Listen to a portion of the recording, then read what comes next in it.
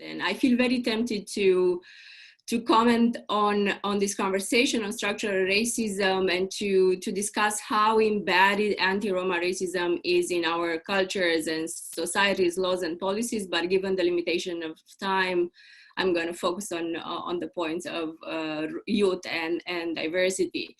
Carmen, I do want to thank you for the invitation to participate in this event. It is a pleasure to participate in the conversation. My intervention will be very short, as I would like to listen to Ani, Davi, Enzo, Fatime, Manda, Maria, Milan, and Tunde, who have much more to say and share about Roma youth people's lived experiences and needs in regards to inclusion, fairness, anti-racism, and respect in educational settings and labor markets.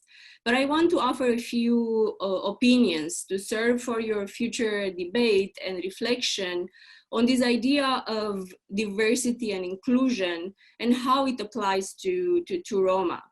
I will also share some Roma-related data and challenges regarding equality and equity in education and work. As you know, Carmen, I moved from Europe 8 years ago, and ever since I've had the chance to observe and also experience firsthand, both as a student and employee, how the concept of diversity is put in place and is put in practice in the United States, its birthplace at the end of the day. And what I can say is that as a practice, diversity has not proven very effective in the United States. Some Harvard Business School studies show that a majority of diversity programs implemented by private companies and other employers did not even increase diversity. And very often, diversity trainings have proven useless. Also, importantly, companies who aimed to ensure diversity and ethnically diverse staff could not really achieve much unless other changes were being implemented.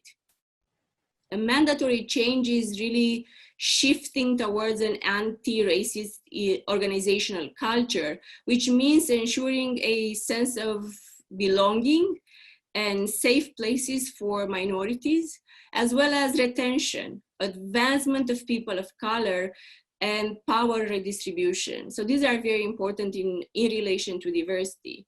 And these are just a few examples. Similarly, in higher education, recruitment of students and staff of color is mandatory, but is not enough. Also, based on my own experience as a student and an academic in the United States, I can really say that, for instance, diversity offices are the main go-to places when students or employees of color experience instances of racial discrimination, disrespect, or insults. That is to say that in universities, too, other substantive and systemic changes are needed. But when implemented well, diversity programs can ensure some level of representation of minorities.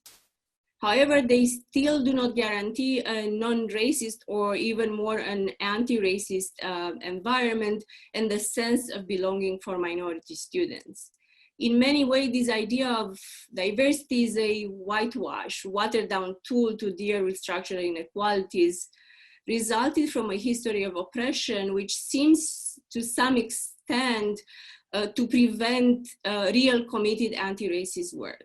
Speaking and implementing diversity of all types also means avoiding speaking and addressing race and racism. Thus, I'm a bit skeptical about the concept itself, but also about its effectiveness. And when trying to apply it to Roma in Europe, I'm even more hesitant about it. But why do I say that? If we were to look at the European Union alone, one of the most wealthy regions in the world, we would see that on average, 1% of Roma young people are enrolled in tertiary education and 12% in secondary education. Similarly, less than 1% of Roma youth are enrolled in universities in Montenegro, Bosnia and Herzegovina, Serbia, and Albania, and 30% in North Macedonia and Kosovo. I have read through the new EU Roma strategy, and at the first glance, it's really disappointing to see that access to tertiary education is not included as a sectorial objective or as a priority at all. And this says a lot about how European institutions and European representatives think about Roma and their chances and opportunities. Some countries like Romania or Serbia have put in place affirmative action programs to diminish the discrepancies between Roma and non-Roma in accessing higher education. Although presented as positive discrimination or as a chance given to those who are less competitive, poor, or vulnerable, affirmative action is in fact a tool to repair past harm and past state-sponsored injustices. Affirmative action programs effectively increase diversity in academic settings and spaces. But those of us who studied in non-Roma schools, high schools, and universities know that our presence in those spaces may indicate some diversity, but at the same time, our experiences are often dreadful and really horrible. In Serbia, where I conducted research with Roma college students, the majority of the interviewees said that they had experienced discrimination in school, with 18% of them saying that at some point discrimination was a frequent or near daily occurrence. Many students had not always done well in school, in part as a result of the influence of racist interactions with peers and teachers. Some college students remembered moments when they wanted to drop out of school or when they had to do so to avoid the toxic school environment. And I remember those moments too. I had them as well in high school, in primary school, and so on. Now, when it comes to employment, equally relevant is that from 2011 to 2016, as a EC evaluation report shows, there has been an increase from 56% to 63% in the level of Roma youth who are not in employment, training, or education. Of course, the low levels of employment are interlinked with education, but we can't ignore discrimination in this equation. Thus, from that perspective, we could say that striving to set up diversity and inclusion programs in private companies or in other types of employment may help the recruitment of a small portion of Roma youth, at least those who hold a high school diploma or a college diploma. But even in their case, recruitment is not the only necessary step. Ensuring an anti-racist environment and a sense of belonging, along with ensuring retention, fair pay, and promotion, is also part of the equation. In working with Roma young people in Serbia, I also documented stories when non-Roma employers and co-workers insulted them, called them racial slurs, or feared them and harassed them. Everyday discrimination, understood as instances when Roma people feel that they are treated with indifference, over-scrutinized, misunderstood, feared, underestimated, overlooked, or shunned, is really a reality of many Roma young people at their workplace. And this is why I argue that the problem we face is not just a lack of diversity in education and employment, but rather a lack of opportunity, rights, justice, and equity.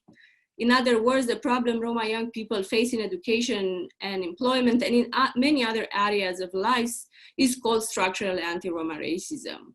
So I'm skeptical about this concept of diversity because in the Roma context, I believe that diversity is more an end, an outcome, or an indicator that shows if we address or not racism and structural inequalities.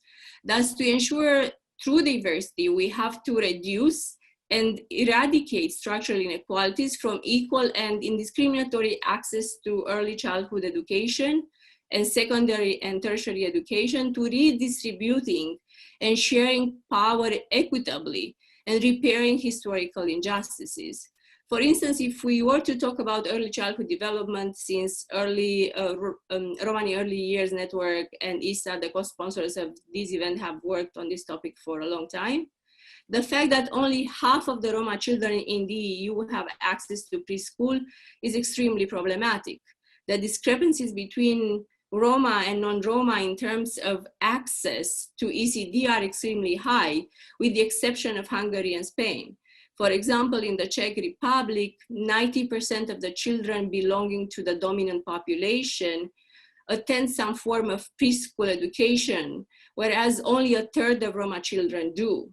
But even those who make it to kindergarten, like for instance, in the case of Hungary, don't get a fair chance. Once they enroll to primary school, and the majority of Roma in the European Union do, as Fundamental Rights Agency shows, 1 out of every 10 Roma children is still placed in a special school or a class that is mainly for Roma. Such racist patterns take away life opportunities from a majority of Roma children and push them behind in school, on labor market, and in life. Thus, to conclude, I think that diversity is important, but it's far from being the panacea for all the visible and invisible manifestations of systemic racism faced by Roma. To be able to achieve justice and anti-racism, institutions, private companies, and also other entities and schools and our European society as a whole need to be ready to recognize, to understand and address all the power imbalances, the history of injustice, the policies and laws, the procedures, the norms and standards, all these aspects of our lives, including ideologies, prejudices, and day-to-day actions that have perpetuated discrimination and inequalities and have led to privileges for white Europeans and to disadvantages and hindrances for our Roma young people and for Roma more broadly. I think that, in other words, what I'm saying is that we need to recognize, understand, and effectively address anti-Roma racism and structural inequalities.